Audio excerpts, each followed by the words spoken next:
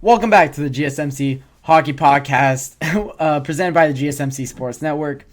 We have no more updates from Game 6, I was just watching the Zach Hyman third goal, because I did miss that from being, of course, here. That was a fantastic goal. We'll talk all about the goals going into this, going into our next segment and reacting to the game that's going on right now. But for this segment, for the Panthers line changes for Game 6, they elected to go, let me make sure I get this right. They elected to take Kyle Okposo off of the lineup sheet, and they went for Nick Cousins on the right wing of the fourth line. Of course, this is the fourth line, so it doesn't affect the game too much.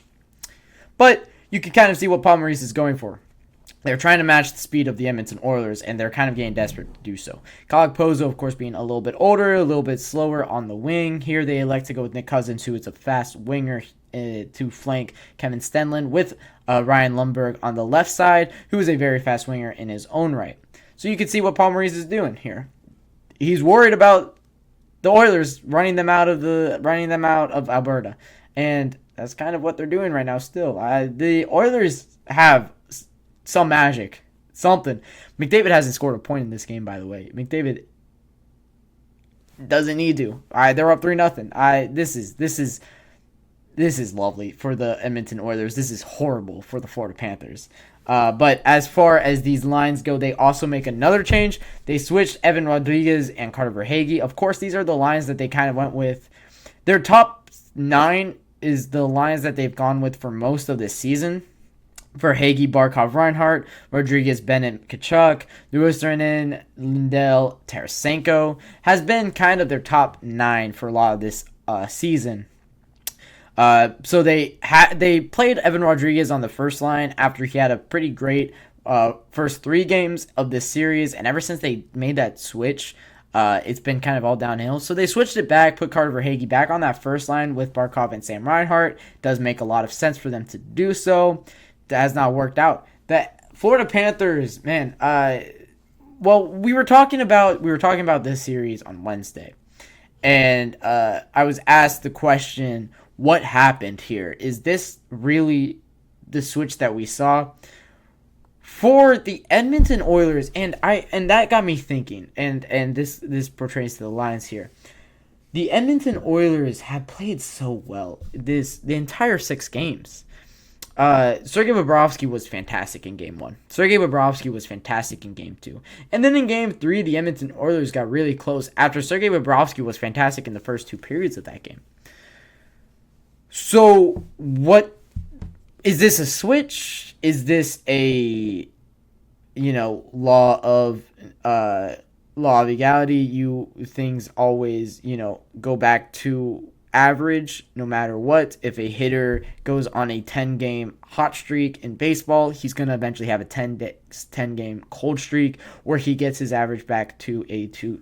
If a guy bats 270 every year and then suddenly he starts the year, he's up like to a 507 batting average, the batting average is going to come down, I promise you that. That might be what we're seeing with this series. You had so many great chances for the Edmonton Oilers where they missed, and the Florida Panthers just took their chances and ran with them in the first 3 games.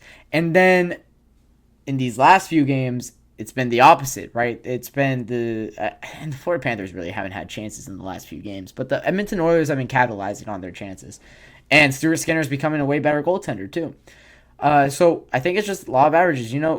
Everything ends up right where it should be. And I think that's what we're seeing here. But in terms of these lines, I think this is Paul Maurice just acknowledging. Here's the thing: is if you run the same lines that you have had for the last few games out there, just the same here, you're kind of telling the team, nothing's wrong. You just lost 2 games in a row. We're fine. Nothing's wrong. Win, right? Go out there, play your hockey, play the same style. But if you change the lines, hey, this is bad. We can't keep doing this. We cannot let them win this game. This is bad. Things are getting bad. We need to change it up. And I think that's what they did. And I think that's what Paul Maurice did. I think that was the message he was trying to send. Kyle Okposo, of course, is a fantastic player and a guy that can definitely turn provider in a Game 6. Played a long time in Buffalo, not playing in the playoffs, however, being a great player for that team that was disappointing for so many years. And now he's on the Panthers, and still a fantastic player. Has never not been a fantastic player in his career, is what I'm getting at. But you're going to need to make somebody a scapegoat, I guess would be the term I would use here. And I think you're just making Kyle Okposo that guy just in reaction. Like, you can't just say everything's fine, right? You need to light a fire under these guys here. You need to start moving some pieces to change some things up, to get things to go differently.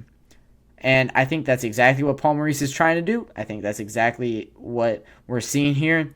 And whether or not it'll work is yet to be seen. Of course, so far it hasn't. The Oilers, I just think, are on a different level right now. They're playing so fantastically. And I think they've killed off I know they've killed off all of the Panthers power plays, but I want to know how many Panthers power plays there are as the second intermission is coming to an end right now. But for the Florida Panthers, they have had, it won't show me, it will it, of course. I will let you know when I find out. There it is. The Florida Panthers have had 2 power plays. Oilers have been able to kill them off. Both of them off. They've only let up 1 power play goal in like 49 or 50 attempts against in these playoffs, or of their last 49 or 50 attempts. Of course, they let on.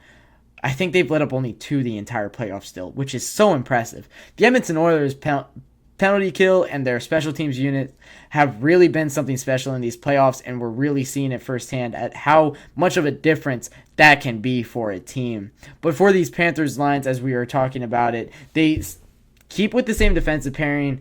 It's been working. Their defense has been working. I don't believe they changed up anything on their power play. Yeah, they didn't change up anything on their power play. I think those 2 units have been what we've been seeing these first 5 games. Reinhart, Barkov, Verhaeghe, OEL, Kachuk is that first unit. Second unit is Bennett, Lundell, Tarasenko, Montour, and Rodriguez, which that has definitely been it. And their penalty kill has been the same as well. And they, of course, they have gone with Bobrovsky as the starter for every single game, which is warranted and makes sense. So for the Florida Panthers, looking for a little bit of a change-up, it didn't work. Now begs the question, what are they going to do in the Game 7? Are there going to be more shakeups? I mean, you can't run out. There's going to need to be a lot said in that locker room in Florida after this Game 6. That Game 7 is going to be one of the best games ever played. It's going to be Monday. I'm going to be on the podcast for it, so that's going to be a special one to keep your eyes out for. But with that being said, we are going to wrap up our 4th segment of the night here talking about the Panthers line changes for Game 6. Next up on the docket for this 5th and final segment of the night, 5th and final segment, or 25th and final segment of the week, is live reaction to the Oilers-Panthers Game 6 as I take my 4th and final break of this GSMC Hockey Podcast.